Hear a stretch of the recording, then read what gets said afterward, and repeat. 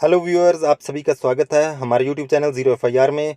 यहाँ हम कानून को समझते हैं बहुत ही आसान और सरल भाषा में। देखिए, हम कई बार पुलिस के पास शिकायत करते हैं, तो क्या हर शिकायत पर एफआईआर दर्ज हो जाती है? और क्या पुलिस हर कंप्लेंट पर इन्वेस्टिगेशन शुरू कर देती है या कंप्लेंट को बंद भी कर सकती है? और अगर एफआईआर दर्ज ना हो तो आप क्या कर सकते हैं? आज के इस वीडियो में हम यही समझेंगे कि जब पुलिस के पास आप शिकायत लेकर जाते हैं तो पुलिस क्या कर सकती है। देखिए, वैसे तो किसी को अगर पुलिस के पास ना जाना पड़े तो ही बहुत अच्छा है, लेकिन फिर भी अगर आपके साथ कोई अपराध घटित हो गया है तो आपको पुलिस के पास जाना ही पड़ेगा। ऐसे में यह जानना ज़रूरी है कि आपकी कंप्लेंट पर पुलिस क्या कार्रवाई कर सकती है और क्या नहीं। देखिए, अगर आसान भाषा में समझें तो पुलिस की जो कार्रवाई है उसे 3 स्टेजेस में बाँट सकते हैं हम। सबसे पहले पुलिस के पास आप कंप्लेंट देते हैं और यहाँ पर पुलिस देखती है कि जो मामला है वह कॉग्निजेबल ऑफेंस का है या नॉन कॉग्निजेबल ऑफेंस का। सेकंड स्टेज आती है जब कॉग्निजेबल ऑफेंस हो तो पुलिस उसमें इन्वेस्टिगेशन करती है, और नॉन कॉग्निजेबल ऑफेंस हो तो पहली स्टेज पर ही मामला बंद हो जाता है।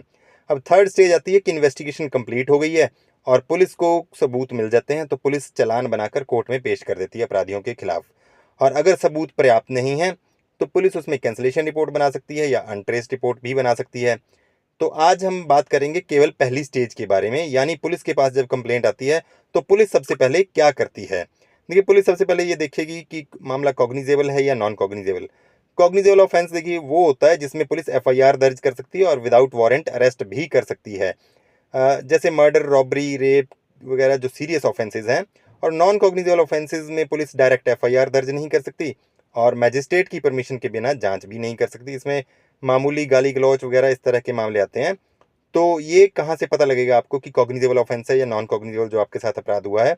वो आपको पता चलेगा बीएनएसएस का शेड्यूल फर्स्ट देखकर। उसमें स्पष्ट लिखा है कि कौन सा अपराध जो है कॉग्निजेबल है, कौन सा नॉन कॉग्निजेबल। ठीक है जी। अब कॉग्निजेबल मामलों की जब भी इंफॉर्मेशन पुलिस के पास आएगी तो वो सेक्शन 173 बीएनएसएस के अनुसार ही प्रोसीड करेगी। अब आपने इंफॉर्मेशन दे दी है पुलिस के पास, पुलिस को पता भी चल गया है कि कॉग्निजेबल ऑफेंस है। ठीक है जी। तो आप किस तरह से इंफॉर्मेशन दे सकते हैं पुलिस के पास? तो इसके 3 तरीके हैं। या तो आप मौखिक रूप से पुलिस के पास इंफॉर्मेशन दें, या लिखित रूप से, या इलेक्ट्रॉनिक कम्युनिकेशन के माध्यम से। यहाँ पर देखिए, आगे बढ़ने से पहले मैं आपको बड़ी ही महत्वपूर्ण सलाह दे देता हूँ कि आपके साथ कोई भी अपराध घटित हुआ है तो उसमें इंफॉर्मेशन किस प्रकार से देनी है, उसकी किसी एडवोकेट से ड्राफ्ट करवा लें एफआईआर, जो अच्छा एडवोकेट हो, या फिर कोई कानून का जानकार हो उस व्यक्ति से ड्राफ्ट करवा लें, क्योंकि आपके सिग्नेचर इस इंफॉर्मेशन पर लिए जाएंगे। और एक बार आपने सिग्नेचर कर दिए हैं, फिर आप इंफॉर्मेशन चेंज करने के लिए बोलेंगे बार बार, तो उसमें जो है वेटेज नहीं रह जाएगी। अब आगे बढ़ते हैं। देखिए, इलेक्ट्रॉनिक कम्युनिकेशन में यहाँ पर SMS, email, WhatsApp, phone call, audio recording, video recording, इस तरह से आप भेज सकते हैं इंफॉर्मेशन। ठीक है जी।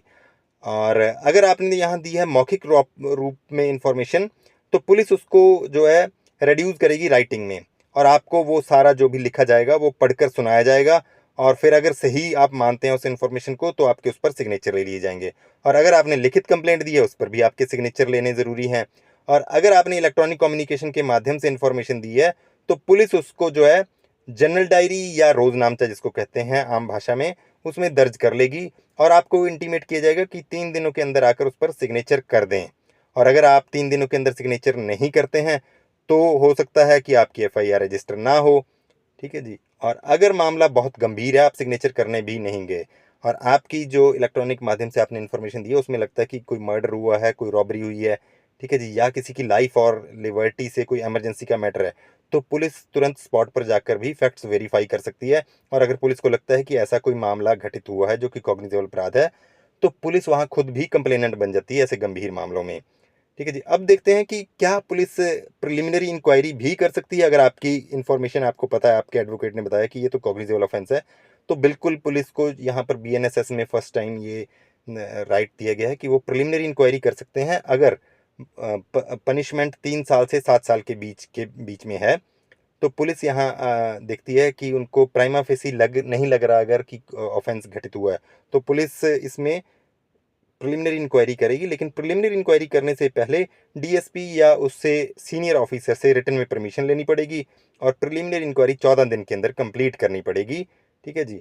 और जो है, अगर कंप्लीशन पर पुलिस को लगता है कि इसमें कॉग्निजेबल ऑफेंस वेरीफाई हो रहा है तो पुलिस उसमें एफआईआर रजिस्टर करके इन्वेस्टिगेशन शुरू कर देगी। देखिए, अब सवाल आता है कि पुलिस अगर एफआईआर रजिस्टर करने से मना कर दे तो आप उस जिला के एसपी को रिटन में डाक के माध्यम से भेज सकते हैं और एसपी वहां पर खुद भी मामले की गंभीरता को देख के जांच कर सकते हैं, या अपने किसी जूनियर को भी बोल सकते हैं कि वो मामले की जांच करें।